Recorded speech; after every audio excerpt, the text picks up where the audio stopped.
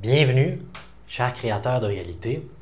Ici William, et aujourd'hui je vais te parler de pourquoi supprimer tes émotions, ça ruine ta manifestation et ça détruit ton pouvoir créateur. Et je te fais cette vidéo aujourd'hui parce que récemment, je coachais une personne qui est venue vers moi, qui voulait améliorer quelque chose dans sa réalité, qui continuait de revenir, quelque chose de négatif, que la personne voulait se débarrasser. Et cette personne-là, ce qui était spécial, c'est qu'elle avait déjà beaucoup d'expérience en manifestation. Elle avait déjà eu un coach dans le passé qui lui avait montré comment ressentir le sentiment du désir réalisé, comment s'entraîner à rester dans la faim. Et quand j'ai été dans la session de coaching avec elle, la première chose que j'ai remarqué, c'est qu'elle m'a dit qu'elle avait été enseignée par ce coach-là de ne jamais ressentir le négatif. Son coach lui avait dit, si tu ressens le négatif, tu vas l'attirer dans ta vie. Donc, il ne faut jamais se permettre de ressentir ça. Et quand j'ai entendu ça, j'ai compris exactement c'était quoi son problème. Elle supprime ses émotions négatives au lieu de les laisser aller, au lieu de les transcender, de lâcher prise, comme on dit. Et c'est ce que je vais te parler aujourd'hui. Beaucoup de gens qui s'intéressent à la manifestation se font dire, ils entendent « Ah, pour créer ce que tu veux, il faut que tu penses positivement, il faut que tu ressentes un sentiment positif, parce que les sentiments, ça se miroite dans ta vie. Et toutes les pensées négatives, il ne faut pas que tu les entretiennes, il ne faut pas que tu les ailles. Okay? Et souvent, ils se font dire ça et ils croient ça. Pourtant, si on étudie les maîtres de création de réalité, comme par exemple Neville Goddard, il ne dit pas de supprimer ses émotions, il ne dit jamais ça. Ce qu'il dit, c'est qu'il faut être dans l'acceptance, dans la non-résistance. Donc, il ne faut pas être dans la réaction. Et c'est ce que j'enseigne aux gens quand je les aide à créer leur réalité. Quand il y a un sentiment qui vient, souvent, ce qu'on fait, on fait généralement trois choses. Okay? On ne se fait pas enseigner comment dealer avec nos émotions. Comment est-ce qu'on fait pour prendre en charge nos émotions? Généralement, ce qu'on fait, c'est qu'on supprime, on ne veut pas la regarder, on renfonce ça, on se dit « Non, il ne faut pas que je pense ça ». Et ce qui se passe quand on supprime, c'est que l'émotion est encore là. C'est juste qu'elle continue d'être active dans le fond de notre subconscient. Il y a toujours une partie de nous, une partie de notre attention qui est sur ce qu'on ne veut pas. Je donne souvent l'analogie d'un mur. Quand on pousse, on repousse constamment sur un mur. Où est-ce que notre énergie s'en va? Directement sur le mur. C'est la même chose sur une émotion négative. Lorsqu'on repousse une émotion négative, notre énergie s'en va, notre attention s'en va subconsciemment sur ce qu'on ne veut pas, et on le crée dans le miroir de la réalité. La deuxième chose qu'on fait avec nos émotions, c'est qu'on les évite. On est dans la fuite, on l'échappe. On s'en va à se divertir. On fait tout ce qu'on peut faire d'autre qui nous fait sentir mieux, sauf regarder l'émotion, sauf l'adresser, sauf faire quelque chose avec. Okay? Donc, c'est la deuxième chose, et c'est pas meilleur, c'est pas mieux, parce que on n'adresse jamais la cause de l'émotion. On n'adresse jamais ce que notre signal est en train de nous indiquer, parce qu'une émotion, c'est quoi? C'est seulement un signal. C'est une porte, je dis souvent ça, une porte, une émotion, c'est une porte qui nous indique qu'est-ce qui se passe dans notre subconscient. C'est une manière de comprendre quel genre d'histoire je me raconte en ce moment, quel genre de pensée je me dis. Et quand on va être capable de découvrir c'est quoi la pensée, l'histoire ou la mémoire qui est reliée à cette émotion qui revient constamment, eh bien on va être capable d'adresser la cause et faire en sorte que l'émotion s'en aille. Si on continue de penser la mauvaise histoire et qu'on supprime notre émotion, on va continuer de créer la même chose qu'on ne veut pas créer. Donc c'est la deuxième chose qu'on fait. La troisième chose qu'on fait, suppression, on s'échappe, on fait la fuite. Et la troisième chose qu'on fait, on l'exprime. Donc souvent, on va voir ça, des gens sont en colère, ils vont l'exprimer immédiatement. Ils vont l'exprimer aux autres, même quand il y a d'autres personnes autour d'eux. Ou ils vont être tristes et ils vont tout de suite se mettre à pleurer. Et c'est déjà mieux. Okay? Cette méthode-là, c'est déjà mieux que les autres parce qu'au moins, il y a quelque chose qui se passe avec l'émotion. Le problème, c'est que quand on exprime constamment la même émotion, qu'on la donne aux autres, qu'on sort ça constamment, on peut rester pris dans une espèce de loupe où on est dans une énergie où c'est OK d'être dans cette émotion-là, au lieu d'adresser la cause de l'émotion et de regarder s'il n'y a pas un état d'être qui est plus élevé, quelque chose qu'on peut faire pour régler cette chose-là. Donc, même exprimer notre émotion, ce n'est pas la façon la meilleure de comprendre comment approcher notre système de navigation, notre système émotionnel. Et la quatrième chose que j'enseigne à toutes les personnes qui viennent vers moi, je leur enseigne à faire ce qu'on appelle du lâcher-prise, du laisser-aller. Et ce que ça implique, c'est qu'au lieu de résister notre émotion, de tout faire pour ne pas la vivre, on va se permettre d'utiliser l'inverse de la résistance. On va accepter. On va regarder d'une manière neutre qu'est-ce qui se passe. On va se désidentifier de l'émotion et on va voir l'émotion comme si c'était un son autour de nous, une image qu'on voit, un nuage qui est dans le ciel. C'est un phénomène qui se passe sur l'écran de notre conscience. Et on observe ce phénomène. Et on se permet de ressentir, de vivre l'émotion pleinement, sans essayer de la changer, sans essayer de la transformer en quelque chose d'autre, sans essayer de la guérir, juste la ressentir pour la ressentir. Et on va se poser des questions. Je vais aider les gens à se poser des questions. Qu'est-ce qu'elle veut, cette émotion-là? Qu'est-ce qu'elle essaye de te protéger de cette émotion? J'ai une méditation complète là-dessus que je donne gratuitement aux gens qui rejoignent le groupe des créateurs de réalité sur School. Ça s'appelle la libération de transformation émotionnelle.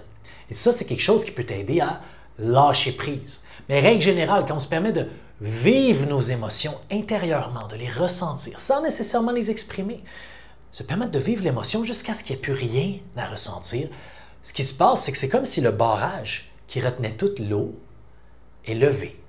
Et là, l'énergie peut commencer à circuler. Parce que c'est quoi une émotion? C'est de l'énergie en mouvement. Et quand on résiste, c'est comme si on mettait un barrage et on empêche l'énergie de circuler librement.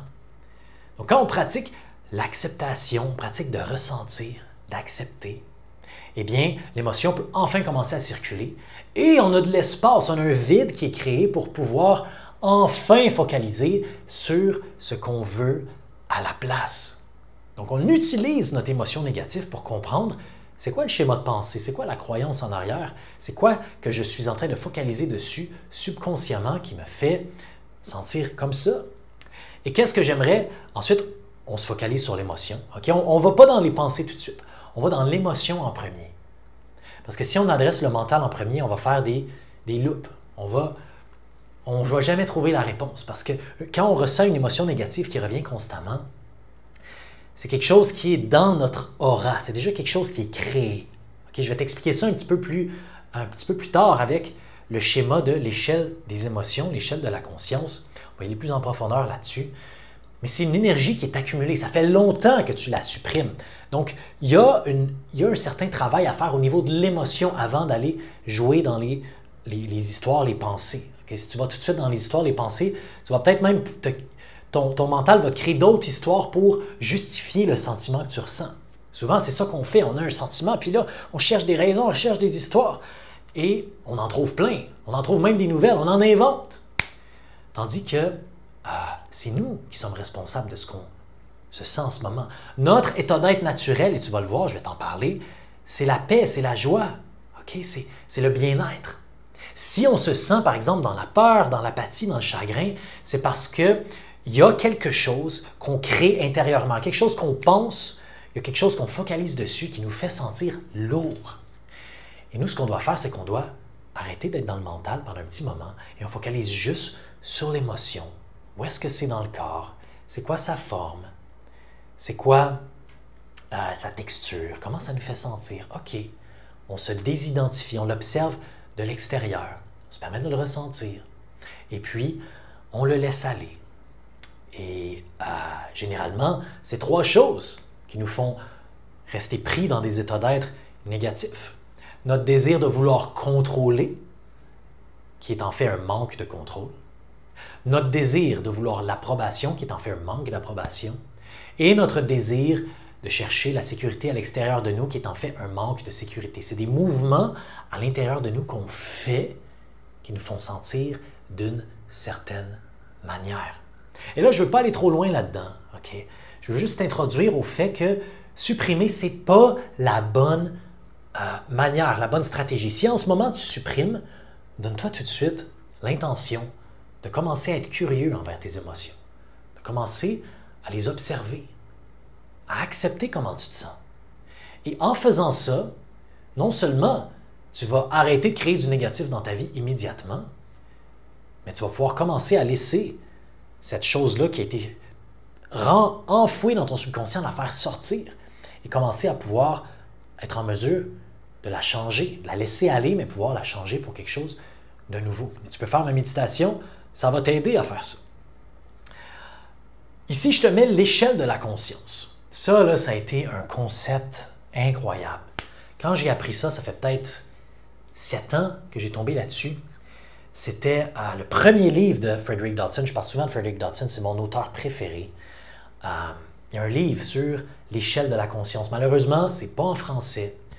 Parce qu'il n'y a personne dans le monde français qui achetait ses livres. Donc, Frederick a arrêté de vendre ses livres en français. Donc, c'est pour ça aussi que j'enseigne ces choses-là en français. Parce que le monde français a besoin d'avoir plus d'intérêt là-dedans. Parce que ça a complètement transformé ma vision de comment je vois la vie. Dans son livre s'appelle Levels of Consciousness, les niveaux de la conscience, ou les niveaux d'énergie. Et il montre un peu les différents états d'être sur une échelle. Et c'est un concept qui a été popularisé avant, c'est pas lui qui a inventé ça, ça a été popularisé par le docteur David Hawkins, je pense que c'est son nom. Celui-là, il est en français, tu peux aller le voir. Il y a un livre qui s'appelle Map of Consciousness, en français, je pense que c'est la carte de la conscience peut-être. Et dans l'hindouisme aussi, il y a des échelles d'énergie, des échelles d'état d'être, même dans les anciennes religions comme le christianisme, il y a des échelles d'état d'être. C'est quelque chose qui est vieux comme le monde. Et l'échelle d'état d'être, ce que ça nous montre, c'est que il y a différents niveaux de conscience et différents niveaux d'émotion. Et nous, dans la vie de tous les jours, on peut être dans certains niveaux. Par exemple, le niveau le plus bas que j'ai mis sur cette échelle-là, c'est la honte. La honte. Ensuite, un petit peu plus haut, niveau 30, culpabilité. Un petit peu plus haut, niveau 50, l'apathie. Un petit peu plus haut, on a la peur. Un petit peu plus haut, on a le désir, l'envie. On veut quelque chose. Okay? Un petit peu plus haut, on est dans la colère. Et un petit peu plus haut, on est dans l'orgueil. Un petit peu plus haut, on est dans la neutralité. Là, on commence à être dans des états d'être qui commencent à être plus positifs. Donc, le courage, la bonne volonté, l'acceptation, la raison, l'amour inconditionnel, la joie, la paix et l'illumination. Et pourquoi je te montre ça? C'est que quand on supprime, par exemple, une émotion de peur, c'est comme s'il y a une partie de nous qui reste gelée, qui reste pris dans ce niveau-là et ça nous empêche de monter. Et pourquoi cette échelle-là est importante à comprendre, c'est que plus on est bas, plus on vibre bas sur l'échelle de la conscience, plus notre vibration est basse, plus on est dans un état de contraction et plus notre expérience de la réalité va être un peu plus contractée, négative. C'est souvent ça qui se passe. Plus on est dans l'expansion, plus on a de l'énergie, plus notre réalité se crée facilement, plus on a un haut pouvoir créateur et plus on est dans le flow, okay? Plus c'est fluide, plus on est dans l'expansion, on est dans la légèreté. Okay? Donc, la plupart des gens, inconsciemment, veulent s'élever. Et quand je te montre cette échelle-là, souvent les gens vont penser « Ah, la honte, c'est négatif, la culpabilité, la peur, c'est négatif, il ne faut pas ressentir ça, il ne faut jamais ressentir la colère. » Ça dépend. Ça dépend où tu es sur l'échelle. Chaque niveau a sa raison d'être et a son but, son objectif. Si quelqu'un est pris dans la peur, si tu lui fais sentir de la colère, ça va l'élever sur l'échelle de la conscience. Okay? Ça va lui donner une expansion temporaire, comme sur une échelle. C'est sûr qu'on ne veut pas rester pris toute notre vie dans la colère. Okay? On veut toujours monter de plus en plus. Et quand on se permet de vivre un niveau, d'être en paix avec, de l'accepter pleinement, on peut le transcender et passer au prochain. Quand on supprime un niveau.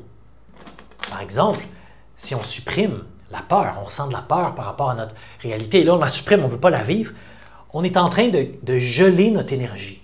Okay? On est en train d'être complètement gelé. Et c'est comme si on a un poids. Imagine un ballon, OK? Un ballon, une montgolfière qui s'élève. Le panier est plus gros que le ballon, mais tu comprends. C'est comme si on y attachait un poids. Et elle ne peut pas s'élever complètement, notre montgolfière, vers le haut. Et nous, on a comme plein de petits poids comme ça. Des émotions qui sont supprimées. Et chaque émotion qui est supprimée, ça emmène du poids dans notre énergie. Ça nous alourdit. Et dès qu'on a un moment de faiblesse dans notre réalité, ce qu'on était en train de supprimer dans notre subconscient, ça va remonter. C'est ça qui se passe généralement avec les gens. Ils ont l'air d'être... Je vais te donner un exemple. Je vis dans une villa sur le bord de la mer, OK? Et je loue des chambres. Et parfois, j'ai des gens qui viennent et tout a l'air parfait. Tout a l'air parfait. Ils louent une chambre avec moi et... pas avec moi, mais une chambre dans la villa. Et tout a l'air parfait, tout a l'air bien. Et après, juste après qu'ils soient partis, ils sont censés envoyer le paiement. Et d'ailleurs, c'est une erreur que j'ai appris, toujours demander le paiement en premier. Juste avant d'envoyer le paiement, ils sont déjà partis de la maison. Moi, je leur fais confiance. Des fois, je suis un peu trop naïf. Ils commencent à me sortir toutes les choses qui ont mal été. Ils attendent jusqu'à la fin pour tout me lancer ça dans un gros paragraphe et me dire qu'ils ne veulent pas payer. Et ça m'est arrivé récemment. Et c'est très surprenant de voir ça, qu'il y a des gens qui suppriment quelque chose, ils n'en parlent pas, gardent ça à l'intérieur, et là, boum, ça explose à la fin. C'est ça qui se passe quand on supprime. Mais, comme je l'ai dit encore, même si ces gens-là l'ont exprimé temporairement, ils vont continuer de répéter leur pattern s'ils ne l'ont pas laissé aller. Okay? Nous, le vrai travail spirituel, moi j'enseigne aux gens comment manifester leur réalité, mais en leur enseignant à manifester leur réalité, je leur enseigne aussi à monter sur l'échelle de la conscience. Parce que le but de créer notre réalité, c'est quoi? C'est qu'on est capable de se sentir d'une manière permanente à un certain niveau de conscience qui est élevé et qu'on reproduit, notre vie va être miroitée selon cet état de conscience-là permanent. Si tu veux attirer l'amour dans ta vie, tu dois vibrer à l'énergie de l'amour. Okay? Tu dois vibrer à l'énergie de l'amour. Et tant et aussi longtemps que tu ne vibres pas 100% à l'énergie de l'amour, tu n'attireras pas le vrai amour. C'est ça qui est spécial. Et c'est pour ça qu'il y a beaucoup de gens que j'aide à attirer, par exemple, un partenaire idéal dans leur vie. Souvent, je fais du travail là-dessus. Je leur enlève tous les blocages qu'ils ont au niveau de l'amour. Ils ont du désir, ils ont de l'envie. Souvent, ils ont de la colère par rapport à une relation dans le passé. Souvent, c'est une question de désir, d'envie. Souvent, c'est ça. Je veux ça, puis je ne peux pas l'avoir. Parfois, c'est du rejet, de l'abandon. C'est des choses qu'il faut guérir. C'est présent dans le subconscient, ici et maintenant, et ça se miroite dans leur comportement. Donc, il ne faut pas penser que c'est juste penser des pensées négatives, créer notre réalité. Ce que des maîtres comme Neville disent, c'est qu'il faut incarner un nouvel état d'être. Donc, tout ce qui nous empêche d'incarner cet état d'être-là pleinement, il faut l'adresser. Okay? Il ne faut pas essayer de le pousser en dessous, puis de rien faire avec.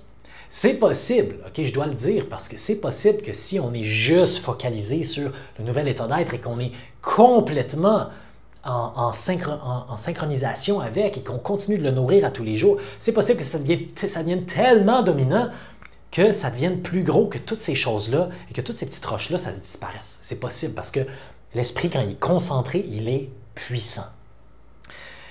Mais j'ai, moi, dans ma vie, eu beaucoup plus de succès en adressant ces petites choses-là qui viennent. Quand j'ai une émotion négative, moi, je suis content parce que ça me montre qu'il y a quelque chose que je peux laisser aller.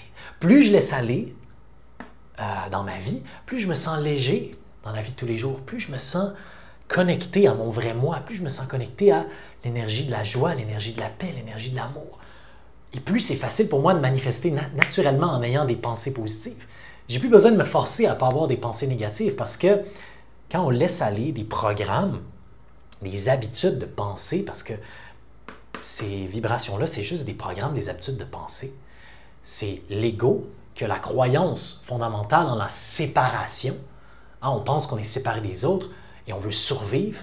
Donc, pour survivre, on essaye de contrôler, on essaye d'avoir l'approbation, on essaye d'avoir la sécurité. Donc, on utilise des stratégies comme la colère, l'orgueil, la peur, le désir. C'est tous des programmes. C'est tous des programmes. Et nos émotions négatives, c'est comme une carte qui nous permet de nous diriger vers ces programmes-là. Et généralement, c'est ce que je fais en coaching avec les gens. J'essaie de les aider à reconnaître ces programmes-là et de voir qu'est-ce qui est en arrière. Et qu'est-ce qu'il y a tout simplement à changer. Et dès que tu prends conscience du programme, dès que tu comprends c'est quoi le programme en arrière, c'est facile de le laisser aller. C'est facile de dire je te laisse aller, j'ai plus besoin de toi. J'en avais peut-être besoin de toi parce que je l'ai créé dans un passé. Dans mon passé, je l'ai créé pour un bénéfice secret. Mais là, j'en ai plus besoin. J'en ai plus besoin. Maintenant, je choisis d'être comme ça à la place. Je choisis de réagir à des situations comme ça avec de l'amour, avec de la joie, avec de la raison, avec de l'acceptation. OK. Je vais en parler plus de cette échelle-là, de la conscience. C'est quelque chose qui me fascine beaucoup. C'est quelque chose que je parle déjà beaucoup dans mon groupe Affluence, ma formation. Et c'est quelque chose que j'ai l'intention de parler plus sur ma chaîne YouTube parce que c'est une belle manière de voir la réalité. Une belle manière aussi de voir les gens qui sont autour de nous. Dans notre réalité, souvent, quand ils sont autour de nous, qui sont en colère, on réalise que c'est juste un niveau. Quelqu'un qui est dans l'orgueil, c'est juste un niveau. Quelqu'un qui est dans la peur, c'est juste un niveau et on peut les aider en montant tranquillement de l'échelle. Et s'il y a une chose que j'aimerais que tu retiennes de cette vidéo, cher créateur, c'est que quand tu vas avoir une émotion négative, au lieu de la supprimer, prends un petit moment, ferme les yeux et observe.